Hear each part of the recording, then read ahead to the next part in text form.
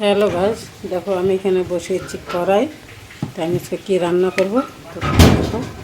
তো আমি এখানে কেটে নিয়েছি কাঁঠালকুটি, দেখতে পাচ্ছি কাঁঠালকুটি কেটে নিয়েছি, একটু রাঁধুনি বেটে নিয়েছি, এখানে নিয়েছি কাঁচা লঙ্কা বেটে।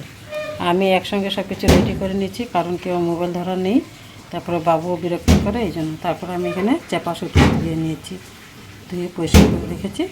এখানে কাঁঠালকুটিটা আমি ধুয়ে পরিষ্কার করে রেখেছি, ভিজিয়ে রেখেছিলাম অনেকক্ষণ। এখন এখন আমি এটা কীভাবে রান্না করি দেখো। তো আমি এখানে কড়াই বসেছি, কড়াই গরম হয়ে গেছে, কড়াইতে আমি দিয়ে দিচ্ছি তেল। তেলটা আমি খুব একটা দেবো না, কেননা বেশি তো দরকার নেই এই জন্য। তো কড়াইটা আমার অলরেডি গরমই হয়ে গেছিলো। এখন এখানে তেলটা গরম হয়ে গেছে, বরফ দেখতে পাচ্ছ। তারপর আমি এখানটা দিয়ে দিচ্ছি কাঁঠালকুটিটা। তো কাঁঠালকুটিটা কত রকম করেই খাওয়া যায়, কিন্তু আজকে আমি একটু অন্যরকম করে করবো ভাবছি। এরকম করে আমি ট্রাই করে করি যখন গুটি থাকলো। আজকে আমি কিছু চোপাকুচি দিয়ে করবো। তখন গুটিটা ছেড়ে দিয়েছি, আমি সিদ্ধ করিনি, কোনো সিদ্ধ করার কোনো প্রয়োজন নেই, এমনি সিদ্ধ হয়ে যাবে। তারপরে এখানটা মশলার মধ্যে আমি দিয়ে দিচ্ছি হাফ চামচ হলুদ গুঁড়ো, আর সামান্য জিরার গুঁড়ো, আর কিছু মশলা দেবো না। আমি এটাকে নাড়াচাড়া করে মিক্স করে নেব।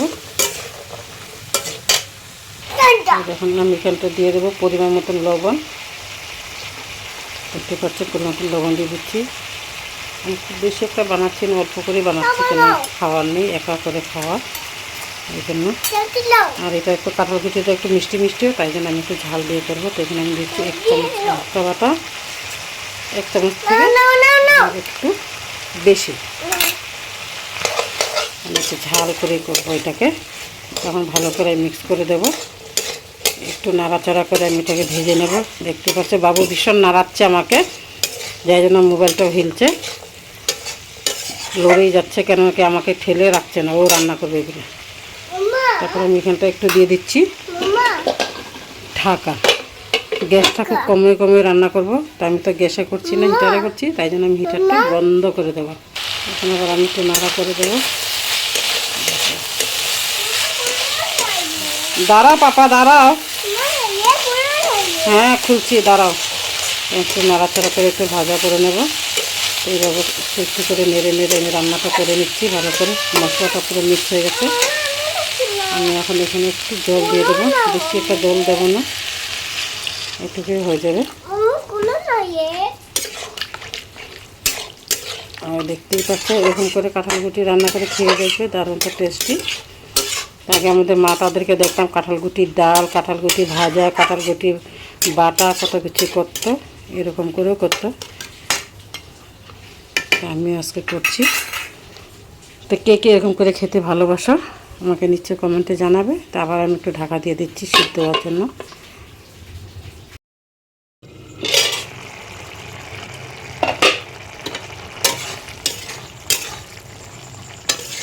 এটা দেখো প্রায় বন্ধুরা হয়ে আসছে।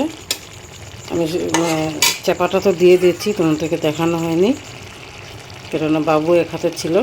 আর এখানে দিয়ে দিচ্ছি আমি রাঁধুনিটা যে বেটে রেখেছিলাম, ওই রাঁধুনিটা।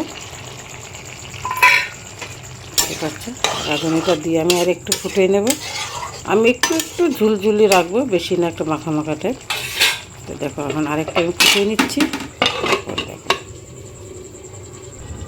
তো দেখো রাঁধুনিটা দিয়ে আমি আর একটু ঢাকা দিয়ে দিচ্ছি, কেননা ঢাকা দিলে তাহলে রাঁধুনির গন্ধটা সব ভালো করে লেগে যাবে। আর এটা ভালো করে ঠিকমতো একদম হয়ে গেছে। বুঝতে পারছো কী সুন্দর হয়েছে না? খেতে কিন্তু দারুণ হয়েছে। তোমরা এরকম দেখো কাঁঠালকুটিগুলো একদম গলেও যায়নি, কিন্তু ভালো করে সিদ্ধ হয়েছে, দেখতে পাচ্ছ। বুঝছে যা একটা সুন্দর সেন্ট বেরিয়েছে না? তো তোমরা এরকম করে কাঁঠালকুটি খেতে কে কে ভালোবাসো আমাকে নিশ্চয় কমেন্টে জানাবে। তো দেখো এটা ফাইনালি হয়ে গেছে রান্না, তাই আমি ঢেলে দেখাচ্ছি। ফাইনালি দেখো আমি ঢেলে নিচ্ছি, একটু ঝুল রেখেছি। কী সুন্দর হয়েছে না কালারটা? এরকম করে রান্না করে খেয়ে দেখবে, দারুণ তো টেস্টি। কাঁঠালকুটি দিয়ে তো অনেক কিছুই খাওয়া যায়। আমাদের মা কাঁঠালকুটি দিয়ে ডাল করতো সিদ্ধ করে, দারুণ তো টেস্ট হতো, কিন্তু খেতে খুবই ভালো লাগতো। এরকম করে আমিও করি, এগুলো খুব কমই হয়, আর এখন একা করে থাকি, আরও বেশি কিছু রান্নার আমার তো সে থাকে না। তো দেখো কি সুন্দর হয়েছে। তো তোমরা এরকম করে কাঁঠাল কুটি খেতে কীরকম কে কে ভালোবাসো আমাকে নিশ্চয়ই কমেন্টে জানাবে।